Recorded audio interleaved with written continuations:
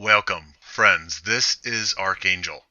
It's a boy, and with those words, a shovel is born. Knowing the heartache and torment, the abuse and dysfunction that lies ahead for these loathsome creatures, "It's a boy" is one of the saddest phrases uttered in today's world, because it simply means another expendable whipping boy to pull the plow through humanity's pastures, another bag of meat to be abused and slaughtered. When males are young, they have promise, unlimited brilliance, until we crush their spirit, douse their luminosity, and they simply end up creatures abusing themselves and other males in order to get others to simply acknowledge their very existence. We treat males as bananas. We rip them open and steal their fruit, which is their life essence in the form of utility. Then we unceremoniously throw them away like the banana peel we merely chuck out the car window. And the male, like the peel, lies there, broken, rotting, violated, and useless. A miserable shell just decomposing on the side of the road. This is the plight of males. We use them. They rot away physically and emotionally until they die. We prop up and tolerate juvenile males because, for one, they are a paycheck to a female, and two, we begin their training and servitude as shovels, which will hopefully give society at least 4 or 5 decades of service from the shovel before he breaks down and becomes obsolete and another drone picks up his slack. Male blood and pain are everywhere. There is a wasteland full of male wreckage that surrounds us. We use males, then discard them. In some cases, discardation means death. In other situations, discardation is merely abandoning and forgetting males. The other night, I saw a sad scene. A male, old and run down, with his old man slippers, his swim trunks, and a towel slung over his hunched shoulders, shuffled his way down the hall to the pool. About 20 minutes later, I looked in on the pool, and there was this man sitting on the pool steps, slumped over against the hand railing. The water was glassy, smooth, not moving. This man had given the best years of his life serving females and carrying a gynocentric society. Now everybody had abandoned him, and the promise a young boy once held ended up as this shell of a soul slumped over at a pool's edge, motionless, staring out with dead eyes, miserable, alone, and unmoving at 10:30 at night. It was sad seeing him there, broken, used up, simply decaying towards mortality, and nobody to care about him. This is where discarded males end up, miserable, broken, and forgotten. This is the torment that awaits males whom we do not succeed in killing prematurely. I know of another man who was doing his traditionalist duty and relinquishing his dreams in order to provide for a family. Then, when he got Parkinson's, suddenly all the sacrifice and years he toiled for them accounted for nothing, as he was now a liability, and the greedy mouths he served most of his life now abandoned him. This hard-working provider was now an embarrassment to them.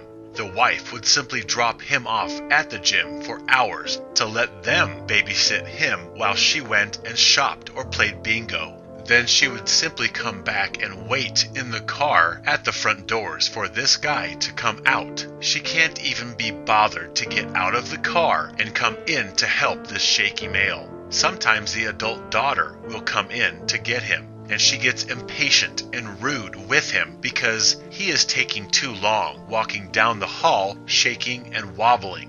This man, who still has wit and sparkle in his eye, has been marginalized by everyone because he no longer produces utility. I know of and see males like this everywhere, and have seen this all my life. Look around. You will see male tears brushed aside, male pain ignored, male suffering laughed at, male life devalued, male sorrow mocked, male heartache disregarded, and male life extinguished simply to enrich others. Open your eyes and see the male wreckage that I have seen all my life. The same male wreckage gynocentrism and traditionalism causes. The same male wreckage each of us contribute to by devaluing males. The same homeless wreckage begging for change that most simply ignore. The same Y-chromosomed wreckage that starts life with genital mutilation, continues with female service, and ends with discardation of the useless banana peels whom we leave in misery and decay to live in refrigerator boxes, old folks' homes, or in some anonymous plot at the cemetery. This is what humanity does. We use males, then discard them. How can you tolerate looking into the eyes of a boy today, knowing that they will be used, then discarded? How do you truly say you love any male child while failing to protect him from this heartache and misery that society has all planned out for him? How can we justify bringing male life into this brutal existence?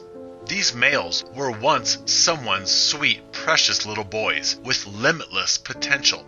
You see, this is the end result of male existence, usury and discardation.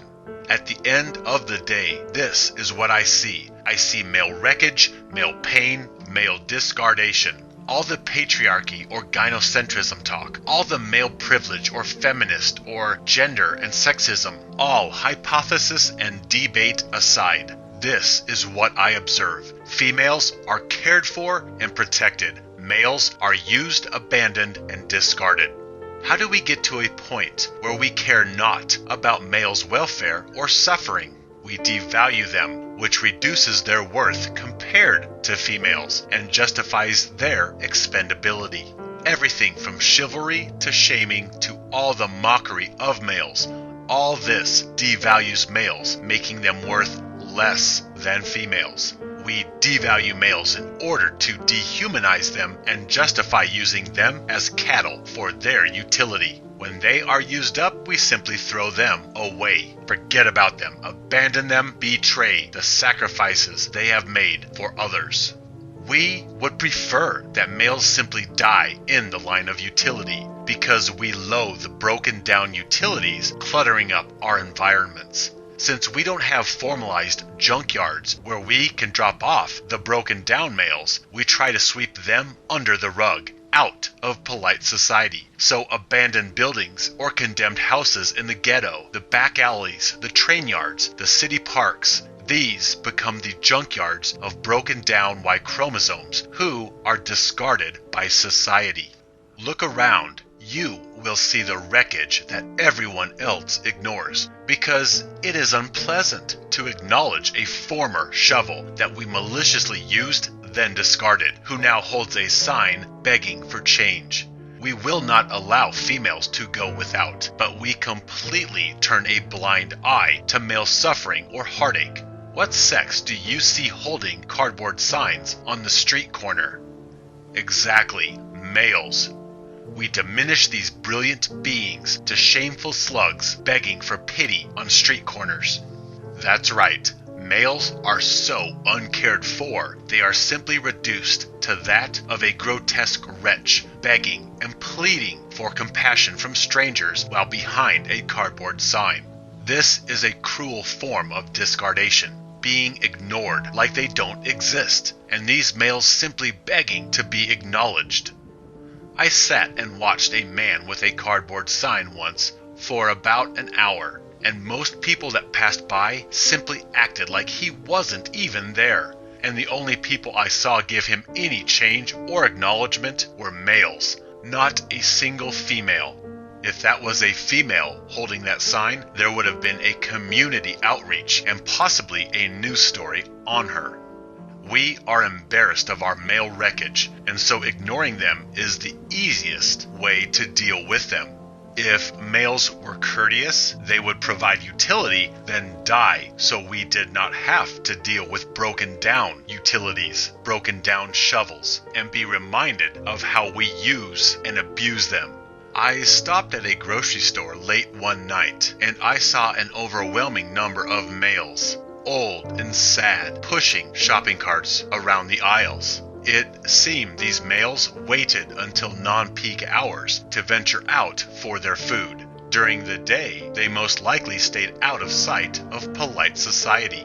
Their despair was palpable.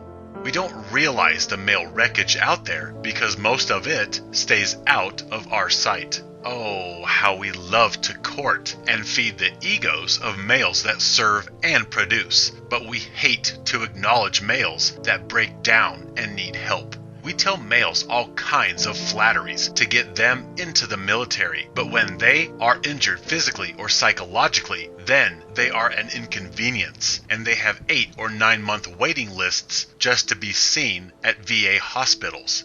Males are such beautiful beings of light and creativity until a jealous world defiles them and beats them into the ground. We discard males. When they produce, we tolerate them. When they do not, we sweep them under the rug and forget about them. If males are not discarded, then riddle me this. What sex leads homelessness? What sex is standing behind most cardboard signs begging? What sex dominates suicide statistics? How can we ignore their pain? How can we pretend like they do not exist? How can we sleep with male wreckage that we contribute to?